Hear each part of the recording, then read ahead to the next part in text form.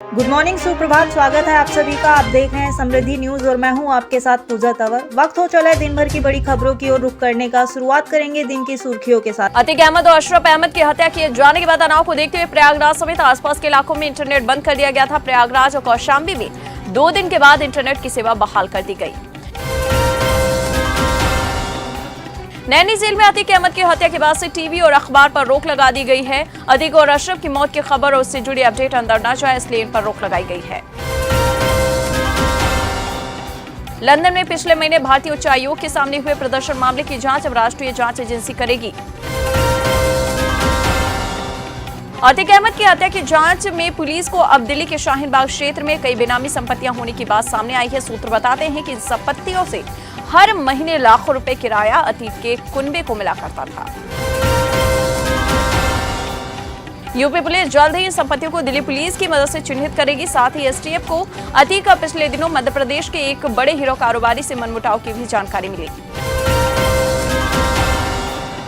गुड्डू मुस्लिम की लोकेशन लेकर search operation जारी है। लास्ट लोकेशन मिली थी कर्नाटक। शाइस्ता परवीन की तलाश में भी छापेमारी शुरू। पश्चिम बंगाल में टीएमसी के नेता मुकुल रॉय ममता बनर्जी के 2 बेहद करीबी लोगों के साथ लापता हो गए हैं। इसके साथ एयरपोर्ट थाने में उनके बेटे शुभ्रांशु राय ने शिकायत दर्ज कराई है।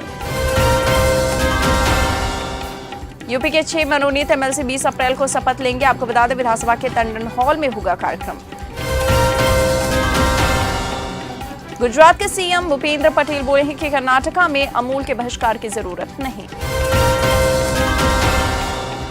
पिछले कुछ दिनों से पूर्व केंद्रीय मंत्री कपिल सिब्बल लगातार सक्रिय हैं। इस बार सिब्बल ने समलैंगिक शादियों को कानूनी मान्यता प्रदान किए जाने को लेकर सुप्रीम कोर्ट में होने वाली सुनवाई के बीच कहा कि क्या इसके लिए हमारा समाज तैयार है। माफिया अतीक अहमद ने सुप्रीम कोर्ट को एक चिट्ठी लिखी थी। सूत्रों की माने तो इस सीलबंद चिट्ठी में अतीक ने 14 लोगों के नाम लिए। इन 14 लोगों में 5 नेताओं और 5 कारोबारियों के नाम शामिल हैं। वहीं हत्या के आरोपी तीनों शूटर्स को नैनी जेल से प्रतापगढ़ शिफ्ट कर दिया गया। आपको बता दें कि नैनी जेल में ही अतीक का बेटा अली भी बंद है, इसलिए सुरक्षा के मद्देनजर कड़ी सुरक्षा के बीच तीनों शूटर्स लवलेश, सनी और अरुण मौर्य को प्रतापगढ़ जेल में शिफ्ट कर दिया गया है। उधर जातिगत जनगणना के नाम पर कांग्रेस लोकसभा चुनाव में ओबीसी मतों पर निशाना साधने की तैयारी में है। राहुल गांधी ने कर्नाटक में पीएम मोदी को 2011 के जाति जनगणना के आंकड़े जारी करने की चुनौती दी थी। वहीं कांग्रेस अध्यक्ष ने पीएम मोदी को पत्र लिखा। खालिस्तान समर्थक अमृतपाल सिंह मामले में मोहाली के सेक्टर 89 से 2 लोग पंजाब पुलिस के हत्थे चढ़े हैं। पश्चिम बंगाल के मुख्यमंत्री ममता बनर्जी ने बीजेपी और केंद्र सरकार पर जमकर हमला बोला। उन्होंने कहा 2024 के लोकसभा चुनाव में बीजेपी फिर सत्ता में नहीं आने वाली। सीएम केजरीवाल को सीबीआई की ओर से समन भेजा गया था, जिसके बाद कांग्रेस अध्यक्ष खड़गे ने उन्हें कॉल करके कहा कि वो इस मुश्किल घड़ी में उनके साथ खड़े। अतीक अहमद और अशरफ अहमद हत्याकांड में बड़े लोगों की मिली भगत की आशंकाओं के साथ कोर्ट में एक लेटर पिटीशन दायर की गई है। मामले की सीबीआई जांच सुप्रीम कोर्ट की निगरानी में कराने की मांग की गई है। कांग्रेस नेता सिद्धारमैया ने केंद्र सरकार, विदेश मंत्रालय और कर्नाटक के मुख्यमंत्री बोम्मई से तत्काल हस्तक्षेप करने और गृह युद्ध से परेशान सूडान में फंसे हक्की पिक्की जनजाति के कर्नाटक के 31 लोगों को सुरक्षित वापसी सुनिश्चित करने का आग्रह किया। कर्नाटक में मुसलमानों के लिए ओबीसी कोटा खत्म करने को लेकर दायर याचिकाओं पर सुनवाई 25 अप्रैल के लिए स्थगित। तेलंगाना को केंद्र सरकार के 46 में से 13 पुरस्कार मिले तो सीएम केसीआर ने कहा, गर्व की बात है, ये बहुत अच्छी बात है कि 13 रैंक में से 4 तेलंगाना को पहली रैंक। माउंट अन्नपूर्णा से भारतीय पर्वतारोही अनुराग मालू लापता बताए जा रहे। 6000 मीटर से गिरे। वहीं सूत्रों की माने तो वो एक दरार के अंदर गिर गए हैं। सूडान में सेना और अर्धसैनिक बल के बीच जंग शुरू हो गई है। राजधानी खार्तूम समेत कई शहरों में जंग जारी है। दावों के मुताबिक मरने वालों की संख्या 100 से ज्यादा हो चुकी है। वहीं इन सबके बीच कर्नाटक के कम से कम 31 आदिवासी सूडानी शहर अल फशीर में फंसे हुए हैं। उन्होंने बताया कि हम एक किराए के घर में हैं, जहां खाने और पीने और पानी की सुविधा भी नहीं। आजम खान बीमार हो गए। उनका इस समय दिल्ली के सर गंगाराम अस्पताल में इलाज चल रहा है। उधर 15 साल पहले के एक मामले में पिछले दिनों एमपी एमएलए कोर्ट ने पुलिस से आजम खान की आवाज के नमूने लेने का आदेश दिया था। इसी को तालीम कराने का फोरेंसिक एक्सपर्ट की 2 सदस्यीय टीम लखनऊ से पहुंची, लेकिन आजम की बीमारी का हवाला देकर उनके नमूने नहीं लिए जा सके। टीम बिना नमूने लिए वापस लौट गई। बिहार और झारखंड के सरकारी कर्मचारियों के लिए अच्छी खबर है कि इस महीने की सैलरी कर्मचारियों को आगामी 20 अप्रैल तक भुगतान करने की तैयारी है। आपको बता दें, ईद के त्योहार को लेकर सरकार की ओर से ये व्यवस्था की गई है।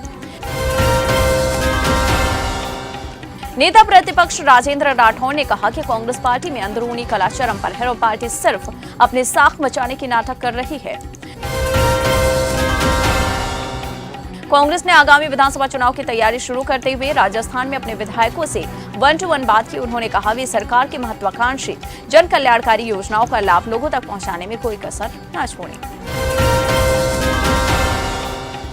एकल पट्टा प्रकरण में सुप्रीम कोर्ट ने राजस्थान के यूडीएच मंत्री शांति धारीवाल को नोटिस थमाया। ये नोटिस भ्रष्टाचार की आशंका जताते हुए जारी किया गया है। गहलोत सरकार में सबसे अहम माने जाने वाले कैबिनेट मंत्री की मुसीबत इस नोटिस से बढ़ने वाली है। बीजेपी के राजस्थान इकाई के प्रमुख सीपी जोशी ने कहा कि राज्य में सत्तारूढ़ कांग्रेस से यदि कोई मुख्यमंत्री पद की चाह रखता है तो उसे निकम्मा करार कर दिया जाता है और पार्टी उसे दरकिनार कर देती है। राजस्थान में मुख्यमंत्री अशोक गहलोत पर भ्रष्टाचार के खिलाफ कार्रवाई न करने का आरोप लगाते हुए अनशन पर बैठे सचिन पायलट जनता को गुमराह कर रहे हैं। गहलोत ने ऐसा जवाब कांग्रेस के आलाकमान को भेजा है। उत्तर प्रदेश नगर निकाय चुनाव में बहुजन समाज पार्टी ने प्रयागराज सीट से पूर्व सपा विधायक सईद अहमद को अपना प्रत्याशी बनाया, जबकि सपा ने इस सीट के लिए अजय श्रीवास्तव पर दांव चला है। शरद पवार की बेटी सुप्रिया सुले के बयान से दिल्ली और महाराष्ट्र की सियासत में हड़कंप मचा हुआ है। सुप्रिया सुले के मुताबिक एक राजनीतिक विस्फोट दिल्ली में होगा और दूसरा विस्फोट महाराष्ट्र। अतीक और अशरफ हत्याकांड के बाद नैनी सेंट्रल जेल में बंद कैदियों से परिवार के सदस्यों की मुलाकात पर बंदी लगा दी गई है। उधर खूंखार माने जाने वाले बदन सिंह बद्दो भी यूपी सरकार के टारगेट पर आ गया है। इस नामी अपराधी पर कई राज्यों में हत्या, लूट, डकैती, फिरौती जैसे 40 मुकदमे दर्ज हैं। बिहार के उप मुख्यमंत्री तेजस्वी यादव ने माफिया से नेता बने अतीक अहमद और उसके भाई की उत्तर प्रदेश में हुई हत्या की निंदा करते हुए कहा कि उत्तर प्रदेश में अतीक अहमद का नहीं बल्कि कानून का जनाजा निकला है। इसी बीच धीरेन्द्र शास्त्री ने भी बड़ा फैसला लेते हुए भक्तों को संदेश जारी किया। उत्तर प्रदेश में किसी की धार्मिक सद्भावना बिगाड़नी नहीं चाहिए और किसी की भावना से खिलवाड़ नहीं करना चाहिए, जिसके चलते उन्होंने हनुमान कथा को स्थगित किया। राहुल गांधी ने आरोप लगाया है कि भाजपा और आरएसएस बसवाना के सम्मान, साझेदारी, समान अवसर के आदर्शों पर हमला कर रहे हैं। उन्होंने कहा वे हिंदुस्तान में नफरत और हिंसा फैला रहे हैं। राहुल गांधी ने आगे कहा कर्नाटक में 10 मई को होने वाले विधानसभा चुनाव में कम से कम 150 सीटों पर जीत हासिल करें और पूर्ण बहुमत के साथ सत्ता में आए।